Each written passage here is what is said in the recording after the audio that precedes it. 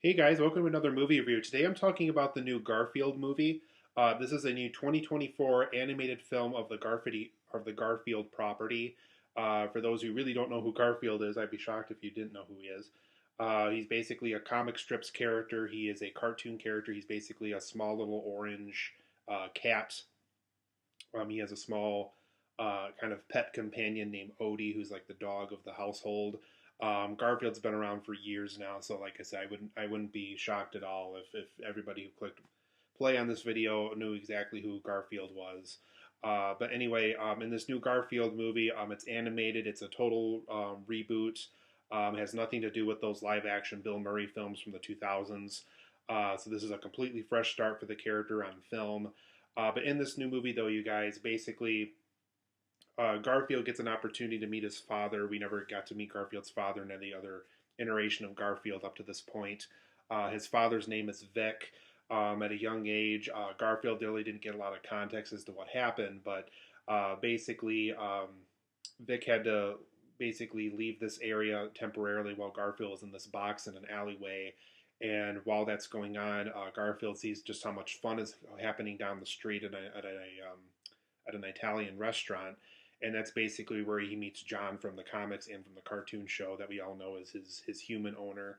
And so basically, John lets him into the restaurant. He basically helps himself to some pizza. He gives Garfield some pizza because he can tell that Garfield's very hungry. And so that kind of starts his passion for Italian food. And obviously, when he gets the lasagna at this restaurant, that's obviously what becomes eventually his favorite food, as we all know from the comics and from the cartoons. So basically, John takes Garfield in all these years later. Um, Obviously, we haven't seen Vic up to this point, and so Vic kind of comes back into Garfield's life, and he informs Garfield that basically he has this debt with this criminal cat in the area, and basically she wants him to steal this milk delivery truck for her to basically get her this long-term supply of milk, so that way she doesn't have to search for milk anytime soon because she's kind of a stray cat herself, just like how Garfield's father is. And so over the course of this film, Garfield and his father Vic basically bond over the course of this heist that they have to do for this criminal cat. And Garfield basically has to figure out, is he going to forgive his father? What was Vic really doing? Why did Vic really leave Garfield in that field or in the alleyway that he left him in? Can he ever forgive Vic?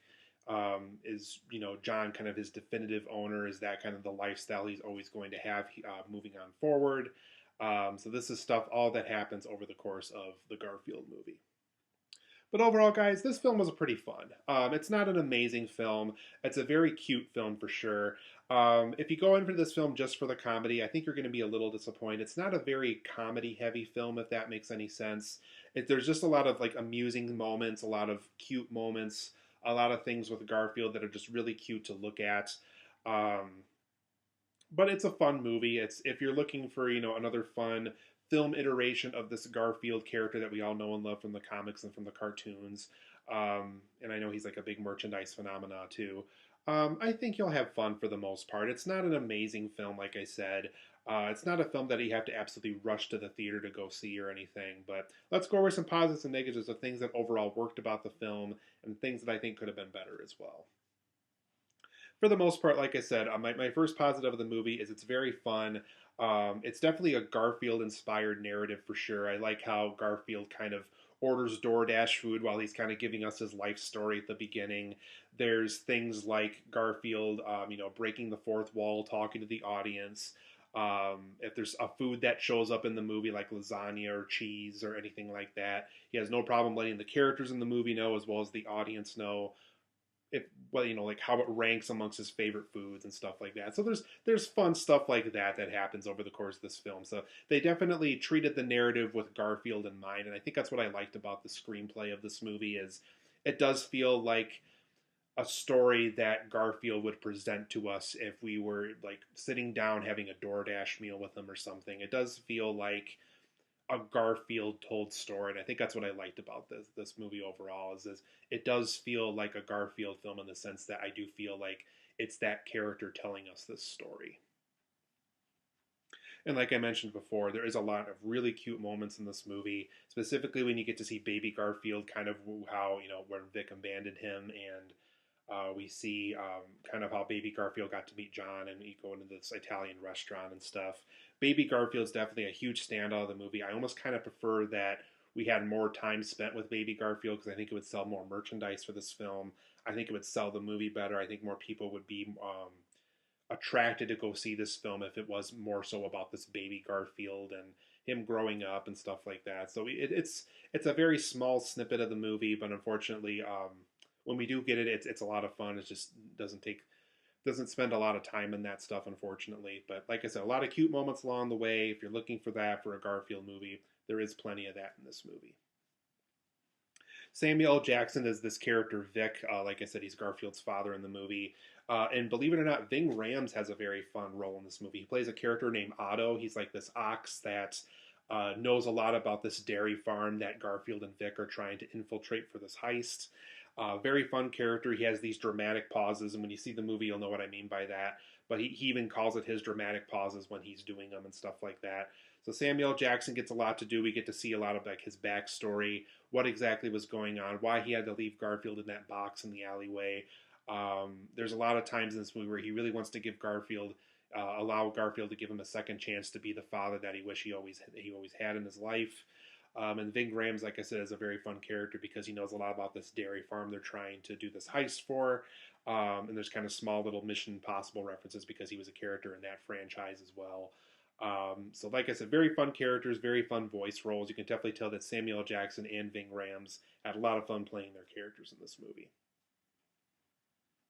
And like I was mentioning before with the character of Vic, there is a big theme of this movie of giving our relatives a second chances when they mess up, whether it's our parents, whether it's our children, whether it's a brother or a sister.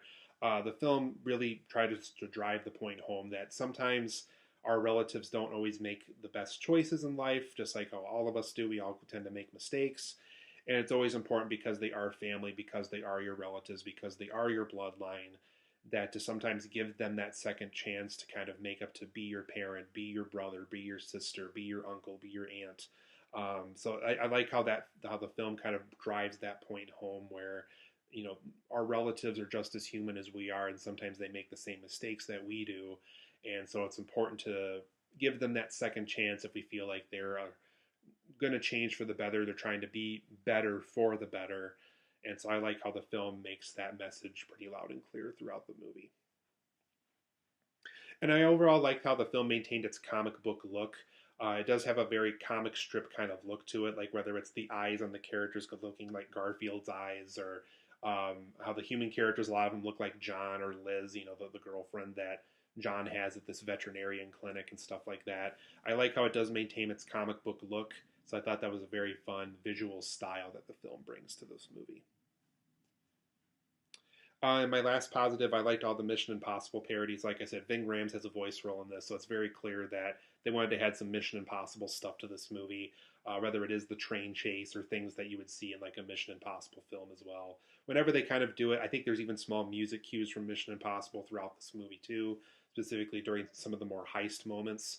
So I do like some of the more Mission Impossible parody moments that the film provided here as well. So it was a lot of fun to watch.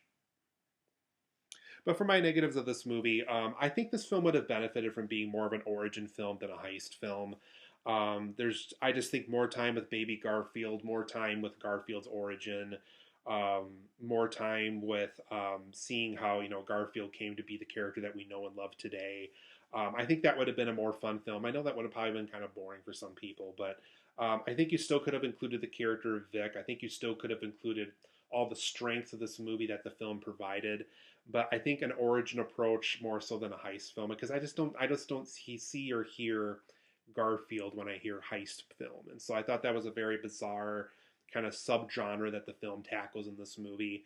But like I said, if they benefited more from a origin approach, I think this film would have been better. And I think, like I said, they could have focused on Baby Garfield and stuff like that. So not terrible. I just wish that the film kind of found what its strengths were and stuck to them throughout the runtime. And like I was mentioning before with the humor, this film is more so cute than funny. So if you're looking for like a laugh out loud comedy, unfortunately that's not what this Garfield film is. It's just more so cute than it is funny, which I think for Garfield fans that's going to be more than fine. But just go into this film knowing that It's not laugh out loud funny. There is just more so cute moments than there are funny moments. And overall, I thought this villain that Vic worked for, that he had to pay off this debt to, was just a very lame villain. I found out that the voice actress of this character was actually in Fall Guy recently, which is really too bad because I really liked Fall Guy a lot, and I thought her performance in Fall Guy was a lot better than it was here. But I thought the character was very lame. I thought the reason, when you find out kind of the reasoning why she wants Vic and Garfield to do this whole heist thing at this dairy farm, it is a very lame motivation.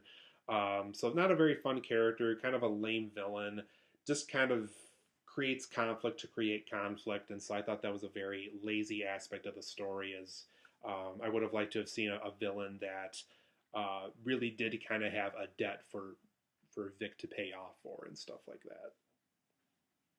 And overall, I don't think this film's going to have a lot of replay value. It's just not a film that I could see myself rewatching multiple more times. Even if I had like a babysitting gig or if I had kids later in life and they wanted to watch this, I could see this being like a one and done kind of movie. So it's one of those films where when you see it once, you'll kind of get everything you can out of it. But I just can't see myself rewatching this anytime soon. And then for my last comment too, I thought this film would have benefited from more Garfield lore. A good example of this is the character of Liz has a role in this movie, but she's very, very minor. She literally appears in like 2 moments of the movie, and she has barely a full minute of screen time in this movie. And she is actually like a significant Garfield character in the comics and the TV show, from what I remember, because she is John's love interest. They ever actually gave her a pretty significant role in those live action Garfield films, if I remember correctly. But I thought more Garfield lore would have helped this movie. I would have liked to have seen even more characters from those Garfield stories appear in this. I know he had like a hound dog that lived down the street from him, and there was like a really small cat that followed him around and stuff like that. So seeing those characters, I think, would have been more fun to see in this movie. So who knows? If we get a sequel down the road, we might see them, but who knows how this film's going to play out in the box office and stuff like that. So overall, I'm going to give Garfield, the new Garfield movie, an 8 out of 10. I think it's a good enough movie. I think if you like Garfield a lot, if you're a huge fan of this merchandise and IP and stuff like that, I think you'll have fun with this movie. It's not amazing. It's not life-changing. I personally like this better than the live-action Garfield movies, to be honest. So it's better than those. But it's like I said, it's not life-changing. It's not going to be the film of the year or anything like that. So 8 out of 10 for me. It's fine.